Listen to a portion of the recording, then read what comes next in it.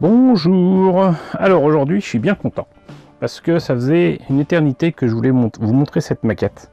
Une maquette énorme de Hasegawa, une maquette énorme de Macross, une maquette énorme de Macross Zero. Il s'agit de la maquette du Reactive Armored VF0S.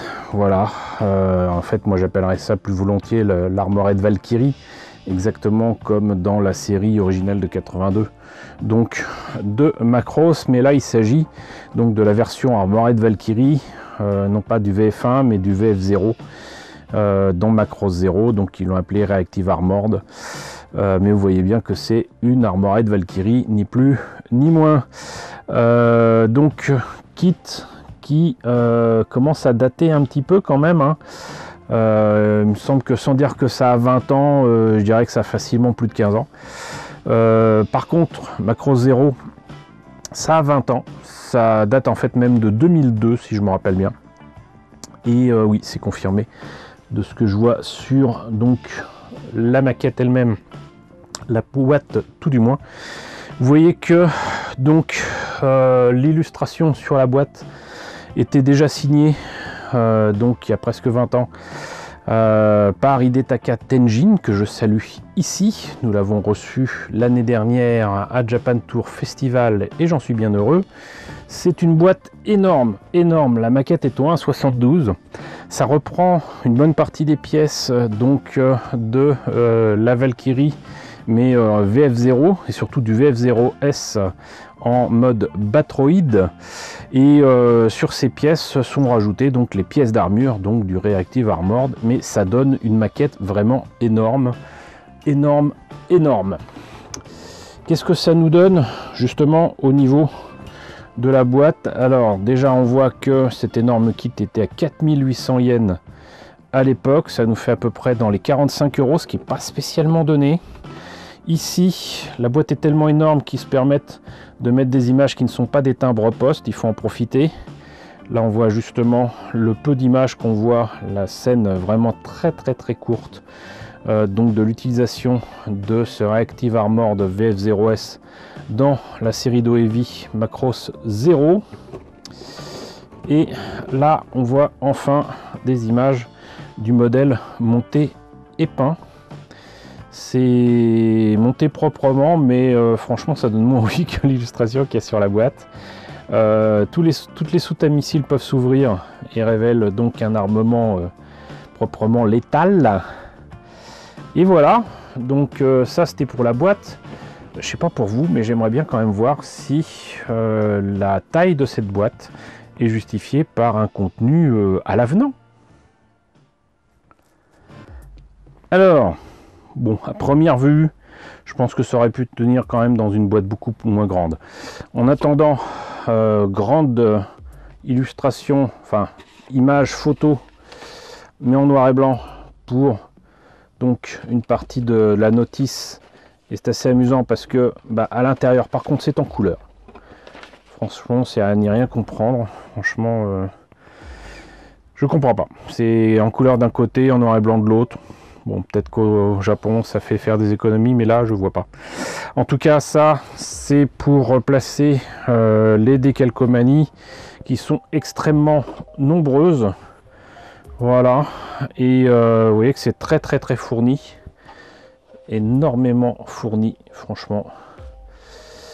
Ça, c'est donc pour les décalcos. Et en plus de ça, il y a donc cette partie là qui concerne donc le VF0S en Batroid, parce que le reste c'était pour l'armure. Voilà, vous voyez que c'est quand même énorme. Et pourquoi il n'y a pas les jambes? Tout simplement parce que les jambes du Batroid ne sont pas visibles dans ce kit. Alors ici on a donc la notice avec quelques pièces que j'ai déjà prélevées il y a longtemps et qui correspondent donc encore une fois aux grappes donc de la version Batroid du VF0S. On a quand même un bon paquet de grappes. Par contre la notice, c'est toujours aussi compliqué d'ouvrir ces machins là.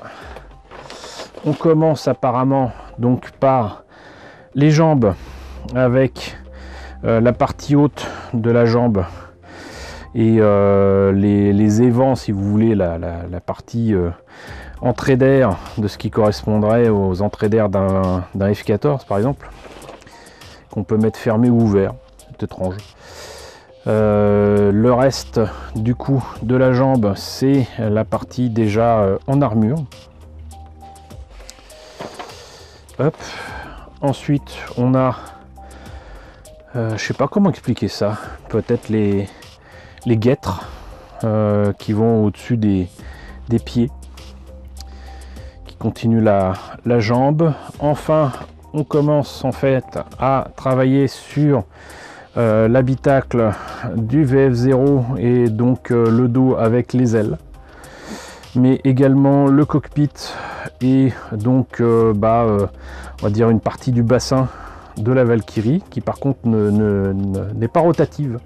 Ils ont corrigé ce petit défaut dans les Valkyries en Batroid d'Hasegawa très récemment, mais uniquement pour les VF1. Le plastron, le thorax qu'on va rajouter, de même que les épaules et d'autres éléments.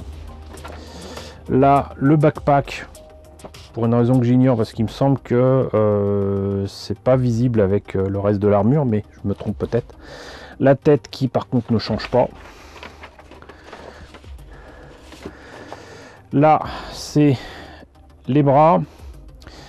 D'autres éléments qui se mettent sur les jambes qui pourraient correspondre à des parties du bassin qui font un peu jupe. Là, le reste du plastron de l'armure avec donc les nombreux missiles à mettre dedans.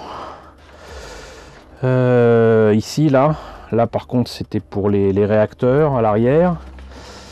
Hop. Là donc les pièces à rajouter sur les bras, les avant-bras surtout, qui font plus penser à des éléments de tenue de joueurs de hockey. Et enfin les épaulières qui rappellent les destroïdes avec les très nombreux missiles. On réunit tout ça et on se retrouve donc avec l'Armored Valkyrie qui s'appelle ici Reactive Armored. Pour les pièces, donc on a là des pièces quand même qui viennent, comme je vous le disais, du Batroid. Donc si vous voulez voir ce que ça donne, je vous mets le lien ici. Donc il y a quand même un bon paquet de trucs, mais ce qui m'intéresse le plus là, c'est quand même les pièces d'armure typiques des Valkyries là, avec les grains de café, la partie arrière qui fait un peu console d'ordinateur. Hop, vous voyez, c'est de la grosse pièce. Je vais pas aller sortir des éléments parce que ça va se balader dans la boîte. Les autres pièces, c'est un peu décevant, c'est en espèce de gris clair, mais il y a quand même des pièces transparentes. Et je pourrais pas vous en montrer plus malheureusement sans ouvrir les sachets. Mais bon, en tout cas, vous voyez qu'il y a énormément de pièces. Et je sais que je le dis souvent, mais j'ai vraiment hâte de pouvoir travailler dessus. Parce que même si ça s'avérera un peu compliqué à faire, notamment à placer les décalcomanies, ça va être un gros morceau. Et même s'il n'en porte pas le nom, j'adore l'Armored Valkyrie. Je l'ai fait il y a des années, il y a au moins, je dirais quasiment 35 ans. La version 1.72 d'Ari du VF1 normal.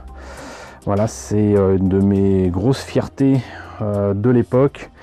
Et franchement, si j'arrive à avoir le même plaisir à monter cette maquette que j'ai eu à faire cette vieille maquette d'Ari il y a 35 ans, ça serait juste génial. En tout cas, j'espère que cette présentation vous a intéressé. N'hésitez pas à me dire ce qu'il en est dans la section commentaires.